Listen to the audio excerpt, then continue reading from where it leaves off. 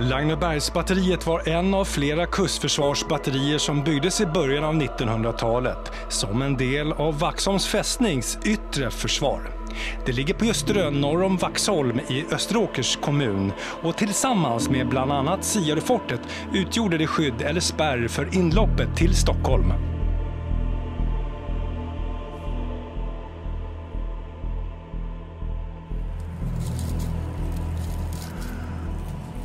Ja, en vanlig hundpromenad kan man ju tycka, men vi är på väg mot Lagnebatteriet och gärna genom skogen där, och jag tror att vi har kommit på rätt håll här, för man ser att här framme är det en massa sprängsten. Jag har faktiskt ingen aning om man kan se någonting fortfarande här. Jag har inte ens sett några andra bilder här på platsen, så att det ska bli kul att se ifall vi kommer fram till någonting strax. Vaxholms fästning bestod av ett antal olika batterier runt Vaxholm och Värmdö, uppförda kring förra sekelskiftet. Med 1914 års försvarsbeslut skulle fästningen förstärkas genom uppförandet av flera fort som utgjorde Vaxholmslinjens yttre försvarslinje. Däribland Lagneberg här på Ljusterö. Dessutom fanns Siarefortet, Torsbergsbatteriet på Värmdö samt ett antal andra befästningar. Lagnebergsbatteriet stod färdigt 1929 men avvecklades redan under 1940-talet. Det bestod av 4 massiva 24 cm haubitsar och 2 av dessa står idag uppställda på Vaxholms kastell. Ursprungligen tillhörde de det 21:a batteriet på Rindö och syns här i en unik filmsekvens från 1920-talet.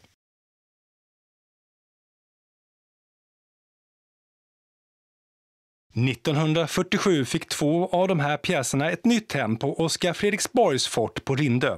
Där blev de en del av det nyöppnade fästningsmuseet. Sen när museet flyttade till Vaxholms kastell på 60-talet följde haubitsarna med och placerades prominent på den östra vallen där de står än idag.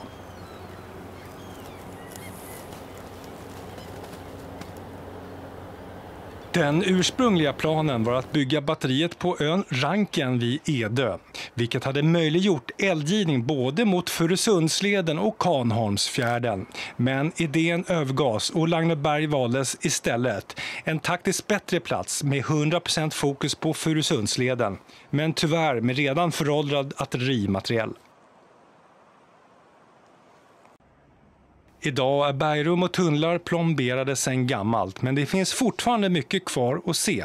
Bland annat kan man se värn som omger hela berget, pjäsplatser, olika fundament, bunkrar och vissa murverk. För den som vet vad man ska leta.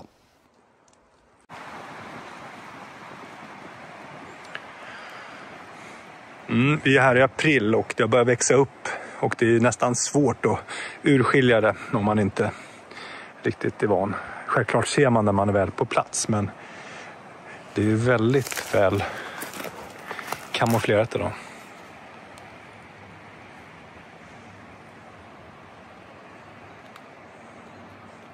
Batteriets huvuduppgift var att samverka med Siarefortet och spärren i Furusundsleden samt att skydda flottans ankarplatser i Blidösund. Räckvidden uppgick till drygt 8 kilometer och besättningen bestod av 127 man med möjlighet till inkvartering i baracker utanför. Totalt fanns cirka 800 skarpa haubitsgranater i bergrummet. Innan Lagnebergsbatteriet och Siarefortet stod färdiga uppfördes ett provisoriskt batteri på Siaröskaten avsett att försvara Furusundsleden under byggtiden. Det här var ett hastverk, men trots det finns faktiskt en hel del bevarat kvar än idag. Och det kan du se mer i det här avsnittet och länken hittar du som vanligt i beskrivningen. Precis som vid Siarefortet försenades etableringen här också på grund av entreprenörens oförmåga att hantera sprängningar i den svårarbetade skärgårdsterrängen. Ett flätverkstängsel, eller mer känt som Gunnebostängsel, sattes upp runt hela batteriet för att skydda mot spionage. Mätstationer placerades ut på Lagnö, Getholmen, Siarö, Granö, Vangsunda och Gregersboda samt inne i Siarefortet. Mätstationerna Getholmen och Vangsunda användes även som luftbevakningsstationer.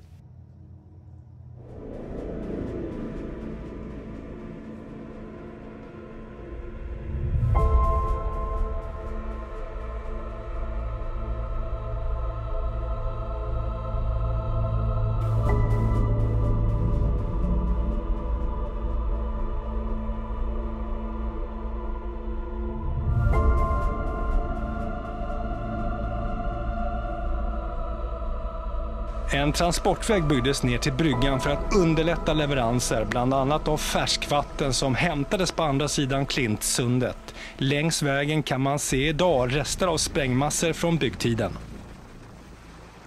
Byggkostnaden för Lagnebergsbatteriet landar på 250 000 kronor.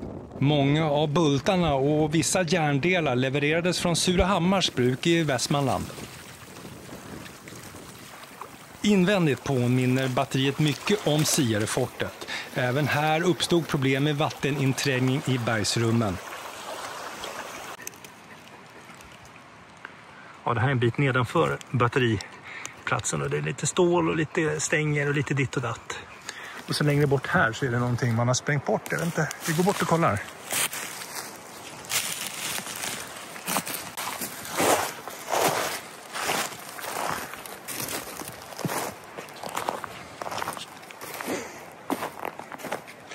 Fortfarande taggtråd kvar här så att jag vet inte vad det är för något. Det är någonting man har haft här förut. Det ser ut att vara en platta där nere. Och ja, det är helt klart borta. Lite taggtråd. Någonstans där. Taggtråd kvar. Så vi gäller att vara försiktig här. Men ja, ingen aning om vad det här kan vara för någonting. Vi får gå ner och kolla här. Här ligger järnvägsräl kvar. Och det ser ut att vara samma modell, kanske inte riktigt, men som vi såg på Vaxholmslinjen här borta vid ena batteriet. Jag tror att det var första batteriet som man använder som grindstolpe. Ja, där nere till höger om Harry, där har vi sprängsten och sen har man grävt ut, eller sprängt ut ett utrymme här runt någon skyddad plats. Antingen, inte vet jag, kommandoplats eller vad heter det, mätstation, fast den är lite långt från vattnet. Men till skillnad från Sierrefortet så byggdes aldrig några förlängningsplatser i berget. Här byggde man baracker ovan jord från början. Betongens tjocklek varierar mellan 4 och 5 meter, men något skydd mot gas fanns aldrig. Telefonstolpen finns fortfarande kvar som vi ser, som ett minne av den tid då man byggde ut telefonlinjerna runt hela Vaxholms fästnings yttre försvarslinje.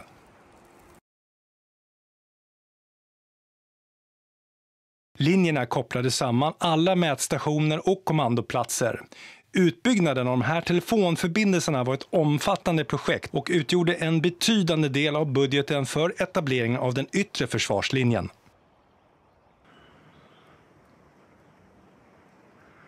Ja, högst upp i högra hörnet så ser ni mätstationen till Lagnebergs batteri.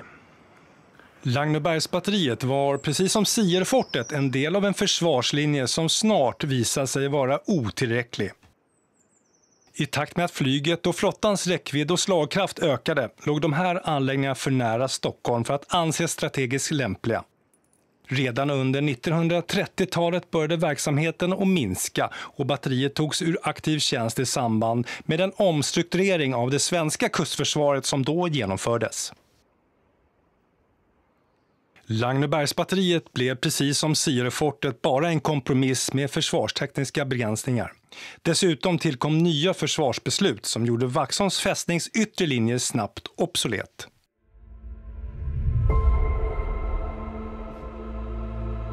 Vaxholms fästnings yttre linje blev till stor del ett resultat av de kompromisser och snabba beslut som fattades i kölvattnet av första världskriget.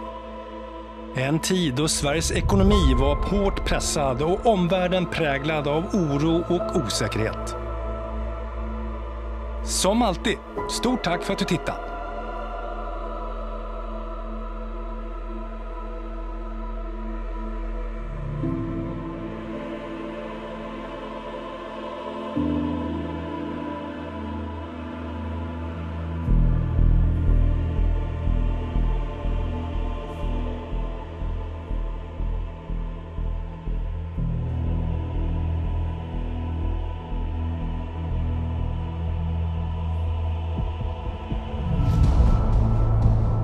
Vad lämnade militären kvar på Rindö?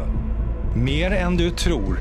I del 1 av vår specialserie dyker vi ner i öns försvarshistoria. Från mäktiga befästningar till övergivna lämningar du inte visste fanns. Vi ses!